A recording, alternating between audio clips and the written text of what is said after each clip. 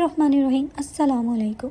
मेरा नाम लाइबा है और मेरी ज़िंदगी की सबसे बड़ी ख़ता शायद ये थी कि मैंने एक ऐसे घर में आँख खोली जहाँ गुर्बत ने डेरे डाल रखे थे।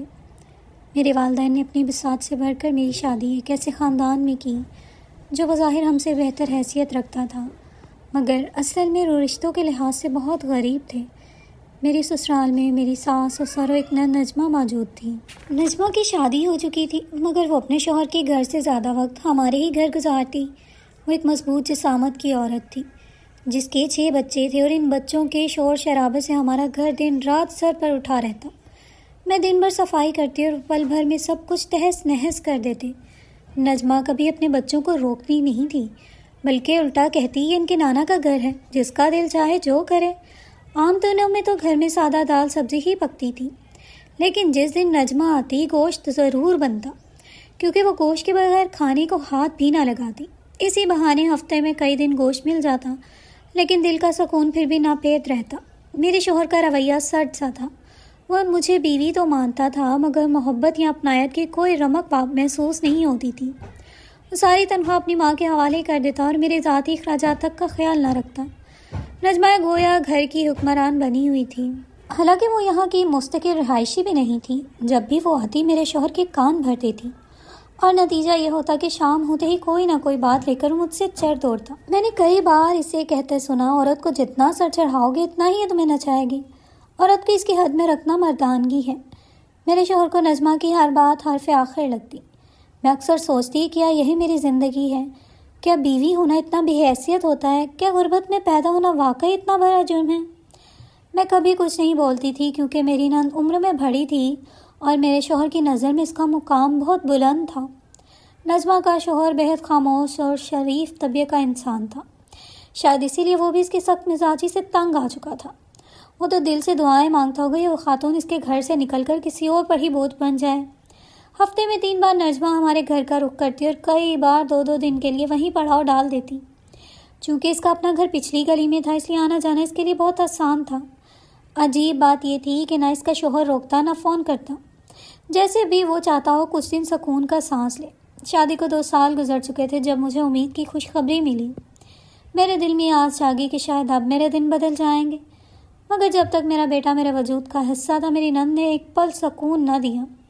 इसने हर कदम पर रोक टोक की। मैं अच्छा खाना खाती तो ताना देती। हमने भी 6 बच्चे पैदा किए हैं, कभी किसी चीज़ की फरमाइश नहीं की।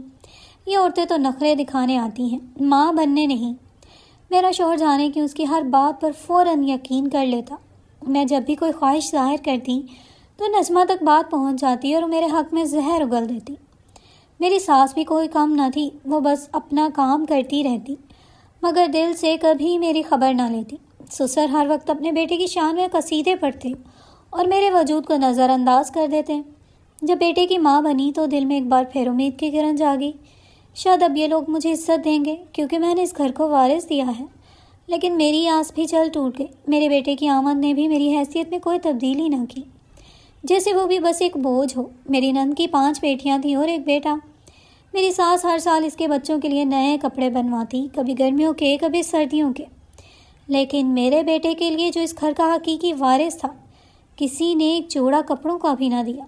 मुझे यूँ महसूस होता जैसे मैं इस घर में मौजूद तो हूँ, लेकिन मेरी कोई पहचान, कोई वक़्त नहीं। जब मैंने अपने शौहर से अपने बेटे के लिए नए कपड़ों की बात की तो इसने तंज भरी हंसी के साथ नंद के बच्चों के पुराने कपड़े मेरी तरफ फेंकते हुए कहा, यह पहना दो, अभी बच्चा है, कहाँ जाना है इसे? वैसे भी बाहर गली में खेलकर कपड़े ख़राब ही करेगा। लेकिन बात कपड़ों की नहीं थी, बात तो रवैया था, रवादारी थी, जो इस घर वालों के पास कभी थी ही नहीं। मैं सोचती आखिर मैंने क्या बिगाड़ा है इन सब का? क्यों मेरे हर जज्बे, हर एहसास को रोन दिया जाता है? एक दिन मैंने अपने बेटे के लिए मेहनत से कुछ खाने की चीज़ें बनाई और खुशी खुशी ले जा रही थी कि नंद की बेटी ने मुझे ज़ोर से धक्का दिया। सारा खाना ज़मीन पर गिर गया। दिल टूट गया, मगर बर्दाश्त से बाहर हो गया। तो मैंने बस इतना कहा, बेटा देख कर चला करो। मेरी बात गोया आग लगा गई। नजमा चीखती हुई अंदर आई, ये है कौन जो मेरी बेटी को डांट रही है? शौहर फ़ौरन मेरे करीब आया और सबके सामने मेरे मुंह पर जोर का थप्पड़ मारा। इसके पर निकल आए हैं, मैं इसे ठीक करता हूँ। सास ने भी जहर उगला ہم نے تو شکل دیکھ کر ہی پہچان لیا تھا، یہ تو منحوس نکلی۔ سسر گویا فیصلہ سنا چکے تھے۔ بیٹا کیوں برداشت کر رہا ہے؟ دوسری شادی کر، جان چھڑا اس سے۔ اس وقت مجھے اپنے دیور کی یاد ستانے لگی، جو میری بہت عزت کرتا تھا، مگر آج سے کئی سال پہلے یہ گھر چھوڑ کر چلا گیا تھا۔ نہ کوئی جھگڑا ہوا، نہ کسی سے کچھ کہا، بس ایک دن اچانک خاموشی سے رخصت ہو گیا۔ اس نے اپنی ایک الگ دنیا بسا لی تھی۔ لوگ کہتے تھے وہ اب دنیا داریاں چھوڑ کر ملنگ بن چکا ہے۔ سر پر پرانی چادر، کندھے پر جھولا اور آنکھوں میں گہری خاموشی لیے وہ بھی ایک الگ ہی شخص بن گیا تھا۔ کبھی کبھی مہینوں بعد وہ دروازے پر آتا، ہاتھ میں روٹی لینے کا کٹورا ہوتا، نہ کچھ کہتا، نہ کوئی سوال کرتا، صرف خاموشی سے روٹی لیتا اور چلا جاتا۔ اسی لمحے گھر کے دروازے پر زور کی دستک ہوئی۔ شوہر باہر گیا ہے مگر وہاں کوئی نہ تھا۔ وہ دستک جیسے اللہ کا رحم تھی، ایک موقع کے سب کے غصے کا دھیما پڑ جانا۔ سب اپنے کمروں میں چلے گئے، میں خاموشی سے اٹھی، آنکھوں میں آنسو تھے، دل رو رہا تھا۔ میرا بیٹا پاس آ کر بولا، ماما فکر نہ کرے، مجھے بھوک نہیں لگتی۔ بس وہ جملہ، وہ معصوم چہرہ، میرا دل جیسے 1000 بار ٹوٹ گیا۔ میں نے آسمان کی طرف دیکھا اور بس یہی کہا، یا اللہ میرا جرم کیا تھا؟ اگلی صبح وہی معمول۔ میں صحن میں جھاڑو لگا رہی تھی کہ اچانک میری نظر زمین پر پڑے 1000 روپے کے نوٹ پر پڑی۔ دل میں خیال آیا اگر میں کسی کو دے دوں گی تو وہ چپ چاپ رکھ لے گا۔ پھر سوچا نہیں، اس بار اپنے بیٹے کے لیے کچھ لے لوں گی، وہ بیچارہ ہمیشہ ترستا رہتا ہے۔ اتنے میں دروازے پر ایک آواز آئی، اللہ کے نام پر کچھ دے دے، 4 دن سے بھوکا ہوں۔ میں نے جھجکتے ہوئے دروازہ کھولا، سامنے دیور کھڑا تھا، بدن پر پھٹی پرانی چادر، چہرے پر تکلیف کی گہری لکیریں۔ اس روز جب میں اسے دوبارہ دیکھا تو میرے قدم خود بخود اس کی طرف اٹھنے لگے، میرے ہاتھ خود بخود بڑھ گئے اور میں نے وہ نوٹ اسے پکڑا دیا۔ یہ لے لو، اپنے لیے کچھ کھا لینا۔ میں پلٹنے ہی والی تھی، اس نے کہا، بیٹی رک جاؤ۔ پھر اس نے اپنی چادر اتاری اور میری طرف بڑھاتے ہوئے کہا، یہ تم رکھ لو۔ میں نے حیرت سے کہا، دیور جی میں اس چادر کا کیا کروں؟ آپ کے لیے تو ویسے بھی سردی ہے۔ اس نے مسکرا کر جواب دیا، تم نے مجھے 1000 روپے دیے ہیں مگر تم نے مجھے نہیں بچایا، خود کو بچایا ہے۔ یہ چادر تمہاری ہمت کی نشانی ہے، اسے رکھ لو، تمہاری نیت نے مجھے دعائیں دے دی ہیں۔ جب وہ دیور میرے ہاتھ میں وہ پرانی سی چادر تھما کر گیا تو اس کے الفاظ آج بھی میرے ذہن میں گونجتے ہیں، یہ چادر سنبھال کر رکھنا، دیکھنا ایک دن ایسا آئے گا یہی لوگ تمہارے قدموں میں ہوں گے۔ میں نے اسے آواز دی، سوال کرنا چاہا لیکن وہ پلٹ کر بھی نہ دیکھا۔ میں چادر کو گھورتی رہی، حیران تھی کہ ایک دیور جسے لوگ 5 روپے دینے میں بھی ہچکچاتے ہیں، وہ اتنے یقین سے ایسی بات کہہ کر چلا گیا۔ چادر کوئی خاص نہیں لگ رہی تھی لیکن جانے کیوں دل کہہ رہا تھا یہ معمولی چیز نہیں۔ میں نے اسے اپنے کمرے میں لا کر رکھ دیا۔ رات ہو چکی تھی، گھر کے سب افراد سو گئے، صرف میں جاگ رہی تھی، ذہن میں دیور کی باتیں گونج رہی تھیں، سب تمہارے غلام ہو جائیں گے۔ میں دل ہی دل میں ہنس پڑی، کیا مذاق ہے بھلا، ایسا بھی ہوتا ہے؟ پھر سوچا اگر ایسا ہو بھی جائے تو میں ان سب سے ضرور بدلا لوں گی۔ ان لوگوں نے میری زندگی عذاب بنا دی تھی، میرے بچے کو رلایا، میرا دل چھلنی کیا۔ یہی سوچتے سوچتے نیند آ گئی اور سب سے زیادہ حیرت انگیز لمحہ وہ تھا جب میرے شوہر نے پہلی بار محبت سے مجھے آواز دی، سنیں ذرا آئیے گا۔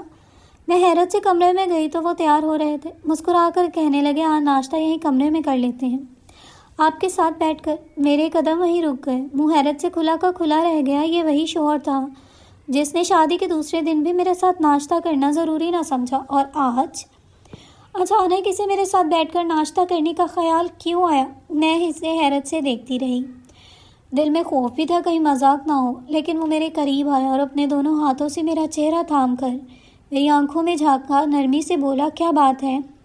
طبیعت تو ٹھیک ہے؟ میرا دل جیسے دھڑکنا بھول گیا۔ یہ کیسا بدلا ہوا انداز تھا، یہ کیسی شفقت تھی جو میں نے کبھی محسوس نہ کی تھی۔ پھر اس نے مجھے اپنے پاس بٹھایا اور ماتھے پر ہاتھ رکھ کر بخار چیک کرنے لگا۔ اتنے میں میری نند ناشتہ لے کر آ گئی اور نہایت محبت سے وہ میرے بیڈ کے قریب رکھ دیا۔ اچانک میرا بیٹا بھی کمرے میں داخل ہوا، ہاتھوں میں چپس، بسکٹ، جوسز اور چہرے پر وہی خوشی جو برسوں سے گم تھی۔ وہ سیر سے لوٹا تھا میرے سسر کے ساتھ، میری آنکھوں سے بے اختیار آنسو بہنے لگے، مجھے لگ رہا تھا جیسے میں خواب دیکھ رہی ہوں۔ شوہر نے میرے آنسو دیکھے تو فوراً پریشان ہو گیا، پیار بھرے لہجے میں بولا، یہ کیا تم رو رہی ہو؟ کس نے کچھ کہا ہے؟ بتاؤ مجھے، میں اسے چھوڑوں گا نہیں۔ میں بس اسے دیکھتی رہی، کیا یہ وہی شخص ہے جس نے کبھی میری فریاد بھی نہیں سنی؟ آج میرے آنسو کا حساب مانگ رہا ہے۔ پھر وہ بولا، شام کو تیار رہنا، ہم تینوں باہر گھومنے جائیں گے، اچھا سا کھائیں گے، خوشی منائیں گے۔ میں کچھ کہنے ہی لگی تھی کہ وہ بولا، ہاں۔ مجھے تھوڑے سے پیسے دے دینا، میں چونک گئی۔ ویسے میرے پاس کہاں سے آئے؟ آپ نے تو آج تک مجھے 1 روپیہ بھی نہیں دیا۔ وہ مسکرایا اور کہنے لگا، ارے بیگ میں رکھے ہیں نا، وہی جو کل رکھا تھا۔ میں نے حیرانی سے بیگ کی طرف دیکھا اور میری آنکھیں پھٹی کی پھٹی رہ گئیں۔ وہی بیگ جس پر وہ پرانی چادر رکھی ہوئی تھی، دیور کی دی ہوئی چادر۔ میرا دل اچانک سے بیٹھ گیا۔ کیا یہ سب اس دیور کی وجہ سے ہو رہا تھا؟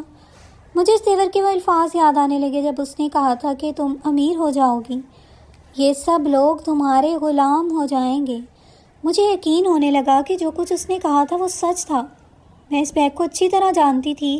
یہ میرا ہی بیگ تھا جس میں میرے پرانے کپڑے رکھے تھے، وہی کپڑے جو میں بار بار پہنا کرتی تھی۔ لیکن آج جب میں نے اسے کھولا تو میرے ہوش اڑ گئے۔ وہ بیگ پیسوں سے بھرا ہوا تھا۔ میرے شوہر نے مجھ سے کہا، اس میں سے تھوڑے سے پیسے نکال کر دے دو۔ مجھ سے ایسے بات کر رہا تھا جیسے یہ روز کی بات ہو، جیسے ہی ہمیشہ اس بیگ میں سے پیسے نکال کر اسے دیتی ہوں، اور جیسے ہمارے گھر میں اس کا ہونا ایک معمولی سی بات ہے۔ وہ اتنا نارمل انداز میں اختیار کیے ہوئے تھا کہ مجھے خود یقین نہیں آ رہا تھا یہ سب میرے ساتھ ہو رہا ہے۔ اس نے کہا، شام کو تنخواہ ملے گی تو وہ پوری کی پوری میرے ہاتھ پر رکھے گا اور ہم سب سیر کرنے جائیں گے۔ جب وہ کام پر روانہ ہو گیا تو میں باہر سے نکلی اور جو منظر دیکھا وہ ناقابل یقین تھا۔ میری نند صحن میں جھاڑو لگا رہی تھی، وہی عورت جسے میں نے پچھلے 4 سالوں میں خود سے پانی کا گلاس اٹھاتے نہیں دیکھا تھا، آج وہ صفائی کر رہی تھی۔ یہ منظر دیکھ کر میں اپنا سر پکڑ کر کمرے میں بیٹھ گئی۔ میری نظر پھر اس چادر پر گئی جو اس دیور کی تھی، وہی پرانی جگہ جگہ سے پھٹی ہوئی چادر جو اب بھی بیگ پر پڑی ہوئی تھی۔ میں اسے غور سے دیکھنے لگی اور دل میں سوچا، یہ کیسے ہو گیا؟ وہ دیور سچ کہہ رہا تھا، میں واقعی امیر ہو گئی تھی اور یہ سب لوگ میرے تابع ہو چکے تھے۔ میں نے سوچا کچھ دن چیک کروں، اس لیے جلدی سے تیار ہوئی، کچھ پیسے بھی ساتھ رکھ لیے اور باہر آ کر اپنی ساس سے کہا کہ میں اپنی امی کے گھر جا رہی ہوں۔ مجھے یقین تھا وہ مجھے روکیں گی یا کچھ کڑوی بات کریں گی جیسے ہمیشہ کرتی تھی، لیکن اس بار جب اس نے منہ کھولا تو میں حیرت سے سن ہو کر رہ گئی۔ اس نے کہا، بیٹا تمہیں بتانے کی کیا ضرورت ہے، جب دل کرے اپنی ماں کے گھر چلی جایا کرو، جتنا دل چاہے وہاں رہ سکتی ہو، اب تمہیں بھلا اجازت لینے کی کیا ضرورت ہے؟ میں ماں کے گھر آ گئی، ماں باپ سے ملی، دل کو کچھ سکون سا محسوس ہوا، لیکن میں نے ان کو کچھ نہیں بتایا، نہ بیگ کے بارے میں، نہ شوہر کے رویے کے بارے میں، نہ گھر کی بدلتی ہوئی کی فضا کے بارے میں۔ اندر ہی اندر مجھے ایک عجیب سا ڈر لگ رہا تھا، کہیں کسی کو کچھ بتانے سے یہ سب کچھ ختم نہ ہو جائے۔ پھر یوں ہی باتوں باتوں میں نے اپنے والد سے پوچھا، بابا اس گاؤں میں ایک دیور آتا ہے، کیا آپ جانتے ہیں اس کو؟ بابا نے کہا، بیٹا یہاں تو نہ جانے کتنے دیور آتے جاتے ہیں، کون کس کو یاد رکھتا ہے، ایسے تو کسی خاص دیور کا کوئی علم نہیں۔ لیکن بابا نے جب پوچھا، بیٹا تم میں سے کیوں پوچھ رہی ہو، تو میں نے مسکرا کر کہا، کچھ نہیں، بس ایسے ہی۔ اندر ہی اندر میرے دل میں ایک طوفان چل رہا تھا، لیکن میں نے سب کچھ چھپا لیا۔ اس وقت میری زندگی جیسے خواب بن چکی تھی۔ میرا شوہر اس دنیا کا سب سے بہترین شوہر لگنے لگا تھا۔ میرے سسر اور ساس محبت کی مورت بن گئے تھے، اور میری نند جو کبھی ایک تیز زبان رکھنے والی عورت تھی، اب سگی بہن جیسی لگتی تھی۔ وہ سب لوگ میرا ایسا خیال رکھ رہے تھے جیسے میں کوئی شہزادی ہوں۔ مجھے کوئی کام کرنے نہیں دیا جاتا، کھانا میرے کمرے میں آتا، وہ بھی میری پسند کا۔ میرے بیٹے سے سب پیار کرتے جیسے کوئی راجکمار ہو۔ یہ سب کچھ ایک خواب جیسا تھا، ایک ایسا خواب جو ختم ہونے کا نام نہیں لے رہا تھا۔ مجھے یقین آتا تھا میں وہی لڑکی ہوں جو کل تک محرومیوں میں جیتی تھی۔ شاید یہ سب کچھ میرے صبر کا صلہ تھا، لیکن ایک دن عجیب واقعہ پیش آیا۔ میں نے آئینے میں اپنی صورت دیکھی تو چونک گئی۔ میرے چہرے پر جھریاں پڑ رہی تھیں۔ یہ کیسے ممکن ہو سکتا تھا؟ میں تو صرف 29 سال کی تھی، میری شادی بھی جلدی ہو گئی تھی، تو پھر یہ جھریاں؟ جیسے جیسے دن گزرتے میری طبیعت بگڑنے لگی، چہرے کی رونق ختم ہوتی جا رہی تھی اور میرا جسم ایسے لگتا جیسے کسی زندہ لاش کا ہو۔